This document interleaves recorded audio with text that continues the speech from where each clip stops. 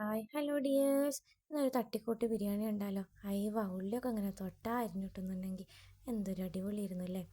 ഞങ്ങൾ ചില ദിവസം ഡ്യൂട്ടി കഴിഞ്ഞ് റൂമിലെത്തിയ രണ്ടാക്കും കുക്കിംഗ് ചെയ്യാൻ ഭയങ്കര മടിയായിരിക്കും കേട്ടോ. അപ്പോൾ ഞങ്ങൾ ഉണ്ടാക്കുന്ന ഒരു തട്ടിക്കൂട്ട് ബിരിയാണിയാണ് ഇത്. ഒന്ന് കണ്ടു നോക്കിയാലോ.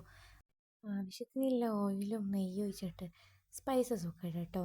ഇതിൻ്റെ സ്പൈസസിൻ്റെ ബോക്സ് കണ്ടോ ഞങ്ങളുടെ നാട്ടിൽ ഇതിന് അഞ്ചരക്കപ്പെട്ടി എന്നാണ് പറയുക. നിങ്ങളുടെ നാട്ടിൽ എന്താ പറയുകയെന്ന് കമൻറ്റ് ചെയ്യണേ.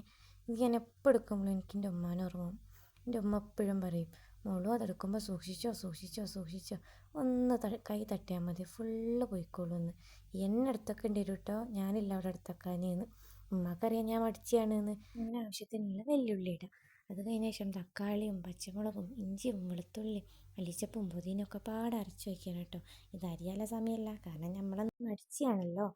എന്നിട്ട് മസാലകളൊക്കെ ഇടുക. മസാലകളൊക്കെ ഇട്ടതിന് ശേഷം സോയാബീൻസ് ഇട്ടിട്ടോ ഞങ്ങളിന്ന്. നിങ്ങൾക്ക് ചിക്കനോ ബീഫോ എന്ത് വേണമെങ്കിലും ഇടാം. ചിക്കനും സോയാബീൻസൊക്കെ പൊരിച്ചിട്ടാൽ കുറച്ചുകൂടെ ടേസ്റ്റാണ്. ഞങ്ങൾ പൊരിച്ചിട്ടില്ല, ഞങ്ങളന്ന് അങ്ങനെയാണ് ഇട്ടെ. പിന്നെ 1:2 എന്നുള്ള റേഷ്യോയിൽ വെള്ളം ഒഴിച്ച് അരി ഇട്ടൊരു 2 വിസിൽ വന്നാൽ നമ്മളെ ബിരിയാണി റെഡി. പിന്നെ ഞാൻ കുറച്ച് സോസേജും പപ്പടവും പൊരിച്ചു കേട്ടോ. ഇതിൻ്റെ കൂടെ പാൽമുളക് പൊരിച്ച് കഴിച്ചാൽ ഭയങ്കര ഇഷ്ടമാണ് കേട്ടോ. പക്ഷെ അതിവിടെ കിട്ടൂലല്ലോ. ഞങ്ങളിതും കൂട്ടി ഫുഡ് അടിച്ച് കിടന്നുറങ്ങി. എന്നാൽ പിന്നെ ബായ്.